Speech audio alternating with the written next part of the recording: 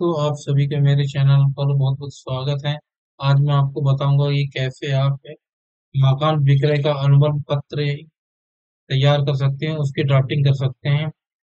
तो सबसे पहले जान लेते हैं क्रेता और विक्रेता क्या होता है। तो विक्रेता जिसका जो मकान का स्वामी होता है और अपना मकान विक्रय करना चाहता है या कर रहा है, तो वो विक्रेता कहलाता है। और क्रेता जो उस मकान को खरीद रहा है, तो वो क्रेता कहलाता है। तो विक्रेता के लिए सबसे पहले आप प्रथम पद लिखेंगे विक्रेता। यहाँ पर अपना जो भी विक्रेता होगा उस मकान का पूरा उसका डिटेल लिख देंगे। जैसे नाम यहाँ पर मैं रेड कलर से दिखा रहा हूँ, यहाँ पर विक्रेता की डिटेल जानकारी भरनी है। ये मैं आपको शो करने के लिए नाम लिख दिया हूँ दूसरे का। तो आप वहाँ पर अपना डिटेल पूरा लिख लेंगे जो भी विक्रेता है। इसके बाद नीचे आधार कार्ड नंबर लिखेंगे। इसी प्रकार क्रेता का पूरा डिटेल आपको लिखना है। तो जो रेड कलर से आपको शो हो रहा है यहाँ पर, आप क्रेता का पूरी जानकारी लिख लेंगे। जो भी नाम हो, उम्र और पिता का नाम। फिर उसके बाद यहाँ वार्ड नंबर, तो वार्ड नंबर लिखेंगे। अगर ग्राम है तो ग्राम लिखेंगे। थाना इसके बाद लिख देंगे, जो भी थाना पड़ता है। तहसील अगर अलग है तो आप अलग लिखेंगे। जैसे तहसील व जिला अनूपपुर में लिखा हूँ, तो यहाँ का जिला तहसील एक ही है, इसलिए मैं जिला तहसील व जिला अनूपपुर मध्य प्रदेश लिखा हूँ। इसके नीचे आधार कार्ड नंबर लिख लेंगे। इसके बाद पहला पॉइंट में चलते हैं। यहाँ पर सबसे ऊपर देख सकते हैं, यहाँ लिखा है हम वेबर निम्नलिखित इकरार करते हैं।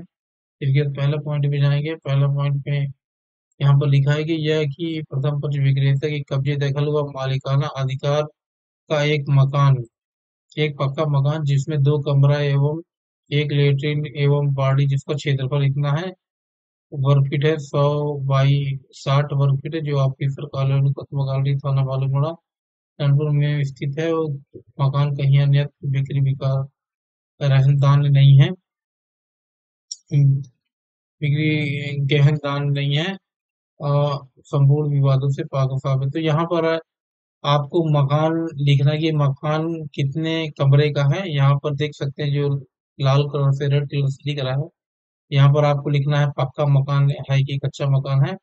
और यहाँ पर आप अगर जमीन का नंबर है तो यहाँ पर आप लिख सकते हैं, या कि प्रथम पक्ष विक्रेता कब्जे दखल मालिकाना के अधिकार का एक पक्का कमरा, जो कि आराजी खफरा नंबर। खफरा नंबर अगर जमीन नंबर है तो यहाँ पर जमीन नंबर लिख देंगे, खफरा नंबर।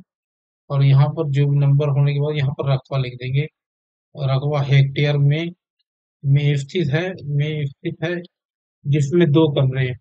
तो अब इसके बाद इस जमीन पर ये कमरा बना है, लिख दिए यहाँ पर। अब इसमें कितने कमरे हैं ये आपको लिखना है। एक है तो एक यहाँ लिखे, एक कमरे हैं। और इसमें आंगनबाड़ी जो भी हो, कुल क्षेत्रफल कितना है वो यहाँ पर आपको मेंशन करना है। इसके बाद यहाँ लिख दिए इतना वर्ग फीट है। जो यहाँ पर स्थान लिख देंगे किस जगह पर वह जमीन, और पूरा जो आपका जमीन और घर जहाँ पर स्थित है उसके बारे में यहाँ लिखेंगे, लोकेशन।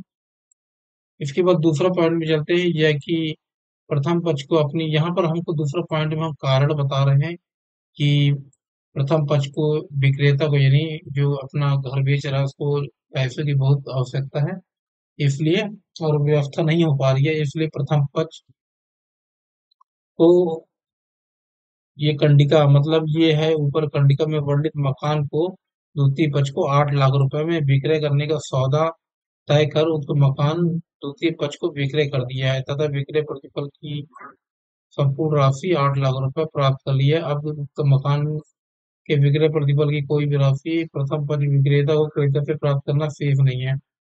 तो दूसरा पॉइंट में का जो है, तो दूसरा पॉइंट ये बता रहा है कि प्रथम पक्ष को काफी आवश्यकता है, यहाँ पर आपको लिखना है। आप इसके अनुसार इसमें कुछ घटा या बढ़ा भी सकते हैं।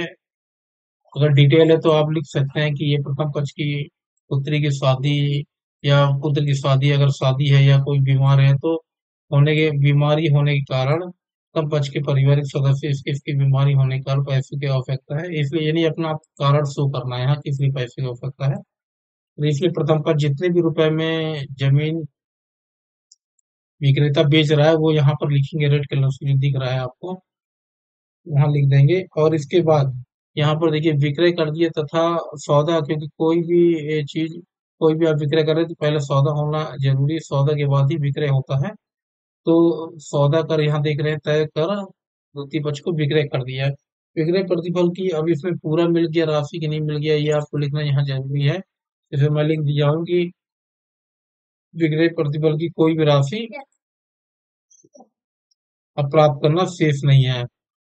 तो यहाँ पर अगर आपको 8 लाख में से 5 लाख मिला है, 3 लाख नहीं मिला है मान लीजिए, तो यहाँ पर आपको लिखना पड़ेगा कि 5 लाख रुपए प्राप्त कर लिया हूँ और शेष 3 लाख रुपए जो भी समय है देने को बोलेंगे उसके अंदर आप लिख देंगे, मेंशन कर देंगे इतना दिन के अंदर जो द्वितीय पक्ष प्रथम पक्ष को दे देगा। आगे चलते हैं। अगर इसके बाद अगर मान लीजिए नहीं देता तो नीचे एक पॉइंट और लिखेंगे इसमें कि अगर इतना महीने के अंदर या इतना दिन के अंदर नहीं देगा तो उसको जो शर्त आपको रखना है कि उसके विरुद्ध कार्रवाई कर सकते हैं या जो है अपना जमीन वापस ले लेगा, ये आपको लिखना पड़ेगा, यहाँ पर लिख देंगे तो ठीक रहेगा। तीसरा पॉइंट में चलते हैं, यह है कि करारदाता प्रथम पक्ष द्वितीय पक्ष को आज दिनांक से खंड क्रमांक 1 में वर्णित मकान पर कब्जा दखल, यानी कि इसमें लिखे हैं कि सब कुछ लेन देन हो गया, तो तीसरा पॉइंट में है कि आज दिनांक से उक्त मकान पर कब्जे दखल मालिकाना अधिकार सौंप दिया है विक्रेता तृतीय पक्ष को, क्रेता को। अब वो अपने अनुसार उपयोग करे और संबंधित कार्यालय में उसका पंजीयन करा ले अपने नाम पर, जिस पर कोई आपत्ति नहीं है। चौथा पॉइंट चलते हैं, यह कि यदि प्रथम पक्ष किसी कारण वह द्वितीय पक्ष के नाम नाम पर पंजीयन नहीं कराता है, मान लीजिए अगर उसको जाना है या कब्जे दखल नहीं सौंप रहा है किसी कारण वह कुछ टाल मटोल कर रहा है, तो यहाँ पर इसको अधिकार होगा इस अनुबंध के जरिए कि वह वाद संस्थित करके मकान को जो आप विक्रेता बेच रहा है वो करा सकता है अपने नाम से। तो यहाँ पर ये है, तो इसके लिए सिविल सूट होगा। पांचवा है यह कि उक्त विक्रय अनुबंध में अंकित तथ्य उभय पक्ष के वारिसानों पर बंधनकारी होगा, यानी कि ये जो आप जो इस अनुबंध का उल्लेख कराए हैं शर्तें, ये जो है अगर नहीं रहने पर ये उनके वारिसों पर भी बंधनकारी रहेगा। इसके बाद खत्म करते इसके आता दिनांक मुकदमा में हम उभय पक्ष अपने अपने सचेत की अवस्था में बिना भय दबाव व प्रलोभन के विक्रय अनुबंध गवाहों के समक्ष निष्पादित करा रहे तथा अपने अपने हस्ताक्षर कर दिए कि जरूरत पर काम है। यहाँ पर स्थान आप मेंशन करेंगे जहाँ भी जो नोटरी करा रहे हैं और यहाँ दिनांक करेंगे। तो यहाँ गवाह लिखेंगे, गवाह दो होने चाहिए और दोनों बालिग होने चाहिए और अपना भला बुरा सोचने समझने में सक्षम होना चाहिए। और यहाँ पर आप देख सकते हैं विक्रेता और क्रेता के नाम लिख लेंगे जो ऊपर दिए हुए हैं, दोनों का हस्ताक्षर करा लेंगे और यहाँ पर गवाहों के दोनों के हस्ताक्षर होंगे। इसके बाद इसे आप नोटरी करा लेंगे। स्टाम्प पेपर जैसा भी जितना भी शुल्क वैलिड है उसी के अनुसार स्टाम्प पेपर में आपको प्रिंट करना है। तो न्याय शुल्क में जैसे जनरली 1,000 रुपए के स्टाम्प पेपर में वैलिड रहता है, तो उसको आप वो पता कर लेंगे कितना का वैलिड है, तो उसके अनुसार ही आप करें। नहीं तो कई बार होता है नोटरी जो है नोटरी नहीं करते हैं। तो अगर वीडियो पसंद आया तो लाइक कमेंट चैनल को सब्सक्राइब करना ना भूलेगा। Thank you for watching.